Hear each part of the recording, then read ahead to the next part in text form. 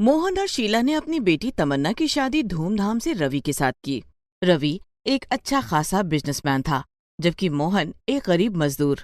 लेकिन रवि और उसकी माँ को एक ऐसी लड़की चाहिए थी जो घर को अच्छे से संभाल सके। इसीलिए रिश्ता तय हो गया और तमन्ना और रवि की शादी हो गई। सब कुछ ठीक ठाक चल रहा था कि तभी कुछ टाइम बाद रवि को अपने बिजनेस में कुछ घाटा हो जाता है। वो इधर उधर अपने दोस्तों रिश्तेदारों से पैसे मांगने के लिए जाता है, लेकिन सभी मना कर देते हैं।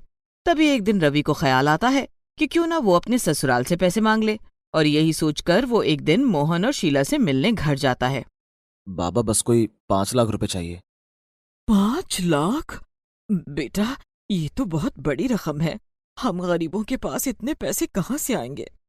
दामाद जी आप बिल्कुल भी फिक्र मत करो, बस मुझे 2 दिन का समय दो, मैं 5 लाख रुपए का इंतजाम कर लूंगा। ठीक है बाबा, जब पैसों का इंतजाम हो जाए तो मुझे बता देना। रवि के चले जाने के बाद शीला मोहन से कहती है, क्यों कहा दामाद जी से झूठ? भला हम 5 लाख कहाँ से लेकर आएंगे? देखा नहीं तुमने दामाद जी कितने परेशान थे। शीला तुम क्यों भूल जाती हो कि हमारी बेटी इतने बड़े घर में ब्याही गई है। अगर कहीं ऐसा हो कि बिजनेस में और ज्यादा लॉस हो जाए तो वो बिटिया को घर ही ना छोड़ दे। पर 2 दिन में पैसों का इंतजाम तुम कैसे करोगे भला? हमारे पास तो इस घर के सिवा और कुछ भी नहीं है। सोच रहा हूँ घर को बेच देता हूँ। घर? हाँ, घर बेच दोगे तो हम कहाँ रहेंगे? हम देख लेंगे शीला, लेकिन बेटी का घर बसा रहना चाहिए। फिर दामाद जी ने कहा तो है कि 6 महीने में पैसे दे देंगे। मोहन गांव के ही एक अमीर आदमी को अपना घर 5 लाख में बेच देता है और सारा पैसा वो रवि को दे देता है। रवि वो पैसा लेकर अपने बिजनेस को फिर से खड़ा कर लेता है और उसका काम भी बहुत अच्छा चल पड़ता है। काफी दिन हो गए तमन्ना, हम तुम्हारे घर नहीं गए। चलो इस संडे हम घर चलते हैं। नहीं नहीं रवि, अभी तो बिल्कुल भी नहीं। बहुत गर्मी है और मेरे मायके में तो पंखा भी बहुत धीरे चलता है। कैसी बातें कर रही हो? वो तुम्हारे माता पिता हैं, तुम बचपन से वैसे ही माहौल में पली बड़ी हो। तब की बात और थी, लेकिन अब मैं अपने मायके नहीं जाना चाहती। मुझे यही अच्छा लगता है। कैसी लड़की हो तुम? तुम्हें अपने माँ बाप की बिल्कुल भी फिक्र नहीं है। तभी रवि तमन्ना से इस बारे में बात कर ही रहा था कि तभी फोन आ जाता है और पता चलता है कि तमन्ना के पिताजी गुजर गए हैं। तब तमन्ना रवि के साथ अपने घर जाती है। ये सब कैसे हो गया माताजी? पता नहीं, अच्छे भले बैठे हुए थे, अचानक से सीने में दर्द हुआ और गुजर गए। क्रियाकर्म पूरा करने के बाद सभी लोग अपने अपने घर चले जाते हैं। रवि भी तमन्ना के साथ वापस आ जाता है। कल सुबह मेरी बहुत जरूरी मीटिंग थी, इसलिए मैं चला आया। लेकिन तुम्हें वही अपनी माँ के पास रुकना चाहिए था तमन्ना। ना बाबा ना, मुझे तो डर लग रहा था। किस बात का डर लग रहा था? तुम्हें अपनी माँ के साथ होना चाहिए था। पता नहीं माताजी क्या सोच रही होंगी। अरे तुम मेरी माँ को नहीं जानते। वो कुछ भी ऐसा वैसा नहीं सोच रही होंगी, बल्कि वो तो खुश होंगी कि उनकी बेटी इतने बड़े घर में खुश है। मैं परसों ही माताजी से मिलने के लिए जाऊंगा। आगे का जो भी कुछ करना होगा वो मैं खुद देख लूंगा, और फिर मुझे उनसे कुछ काम भी है। रवि मन ही मन सोचता है कि वो 5 लाख जो उसने लिए थे वो परसों वापस कर देगा, और उधर गांव में शीला बिल्कुल अकेली पड़ गई। मोहन ने घर बेचने के बाद 6 महीने की मोहलत मांगी थी कि रवि पैसे दे देगा तो वो घर वापस ले लेगा, लेकिन ऐसा तो हो नहीं पाया और मोहन गुजर गया और शीला के सर पर छत भी नहीं थी। जिसने घर खरीदा था उसने शीला को घर से निकाल दिया। 2 दिन बाद जब रवि वहां पहुंचा। क्या आप बता सकते हैं कि शीला जी कहाँ पर हैं?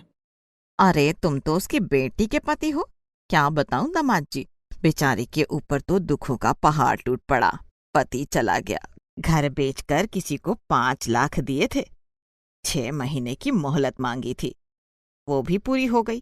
लेकिन जिसने मकान खरीदा उसने शीला को निकाल दिया। हमने बहुत रोका, लेकिन पता नहीं वो कहाँ चली गई। अब तो भगवान ही उसे देखे। ये सुनकर रवि को बहुत दुख होता है और वो मन ही मन अपने आप को बहुत कोसता है कि जब उसके पास पैसे थे तो वो पहले ही देने क्यों नहीं आया।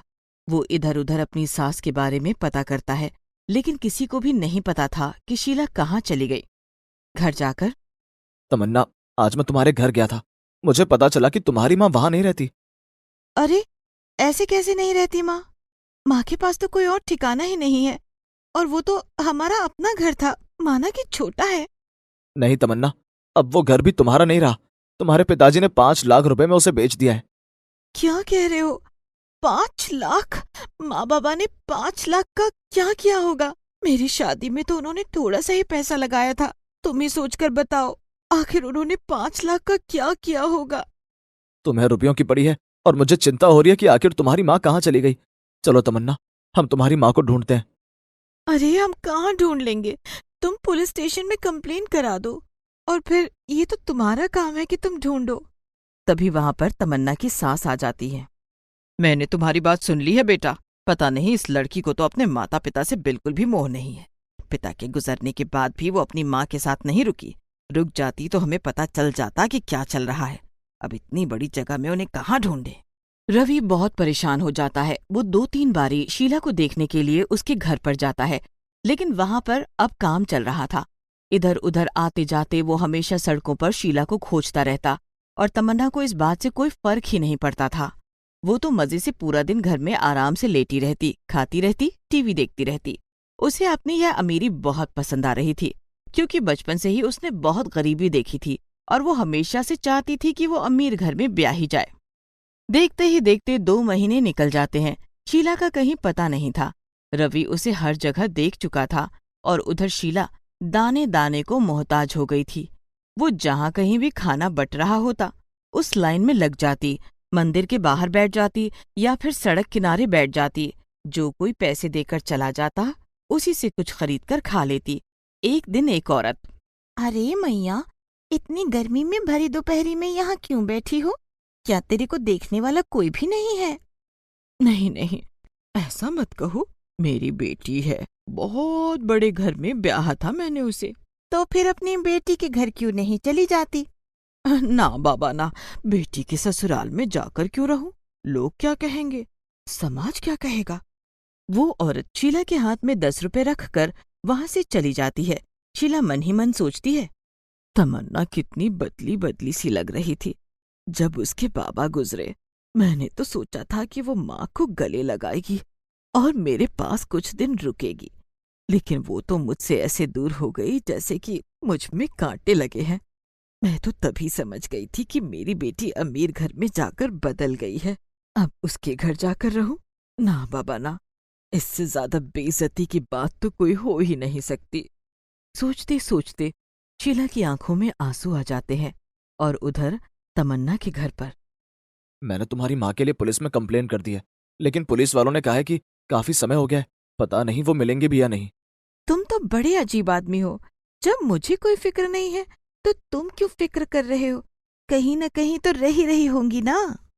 सच बताओ तमन्ना, तुम अपने माँ बाप की सगी औलाद तो थी ना। मैंने आज तक किसी औलाद को इतना कठोर दिल नहीं देखा। तुम्हें बिल्कुल भी फिक्र नहीं है कि तुम्हारी गरीब माँ दर दर की ठोकरें खा रही होगी।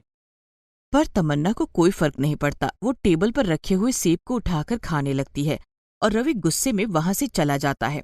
काफी समय और बीत जाता है।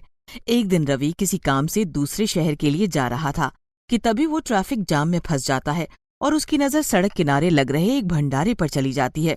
वहां लंबी लाइन लगी हुई थी। तभी उसकी नजर शीला पर पड़ती है। वो फटे हाल लाइन में खड़ी हुई अपनी बारी आने की प्रतीक्षा कर रही थी। ये देखकर रवि हड़बड़ा जाता है, और जाम से अपनी गाड़ी को किसी तरह साइड में लगाकर वो भागकर शीला के पास जाता है। माताजी आप यहाँ हो, और मैंने आपको न जाने कहाँ कहाँ ढूंढा। अब चलिए मेरे साथ। नहीं नहीं बेटा, मैं तुम्हारे साथ जाते हुए अच्छी नहीं लगूंगी। वो मेरी बेटी का ससुराल है। माताजी मैं आपकी कोई बात नहीं सुनूंगा। अभी चलकर मेरे साथ गाड़ी में बैठिए। रवि लगभग शीला का हाथ खींचता हुआ उसे गाड़ी में लाकर बिठा देता है और घर की तरफ चल देता है। अपनी माँ को भिखारी के रूप में देखकर तमन्ना हैरान हो जाती है। ये तुमने क्या हाल बना रखी है माँ? मेरी ससुराल में आने से पहले हुलिया तो ठीक कर लिया होता। चुप रहो तमन्ना, तुम्हें अपनी माँ की हालत नहीं दिख रही? अभी भी तुम्हें अपने अमीर होने का घमंड हो रहा है। जिस शान शौकत के तुम मजे ले रही हो, मत भूलो ये सब तुम्हारी गरीब माँ की वजह से ही है। ये तुम क्या कह रहे हो? सच कह रहा हूँ। वो तो तुम्हारे पिताजी ने मुझे तुम्हारी कसम दी कि कभी तुम्हें पता ना चले कि 5 लाख रुपए उन्होंने अपना घर बेचकर मुझे बिजनेस के लिए दिए थे। मुझे पैसे देने में थोड़ी देर हो गई, तब तक वो गुजर गए और उस मकान मालिक ने माँ को निकाल दिया। लेकिन आज जो तुम खाती पीती हो, जिन चीजों पर तुम इतराती हो, वो सब तुम्हारे गरीब माँ की बदौलत है। नहीं नहीं बेटा, जो कुछ भी हमारा था वो सब तमन्ना का ही तो था। तमन्ना को जब हकीकत पता चलती है तो वो अपनी माँ के पैर पकड़ लेती है, रो रो कर माफी मांगती है। शीला तमन्ना को माफ कर देती है। रवि शीला को उसके बाद अपने साथ ही रखता है। अब तमन्ना और रवि और शीला रवि की माँ का ख्याल रखते हैं और खुशी खुशी अपना जीवन जीते हैं।